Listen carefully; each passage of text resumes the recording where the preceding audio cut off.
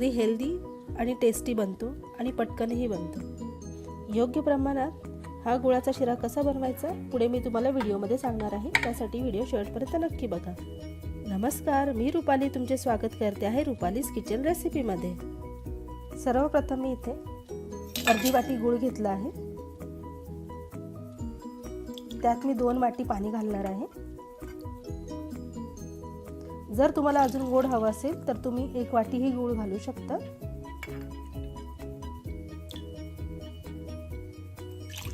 आता हे पाणी आपण गरम करून घेणार आहोत, जेणेकरून आपला हा गूळ व्यवस्थित वितळून जाईल।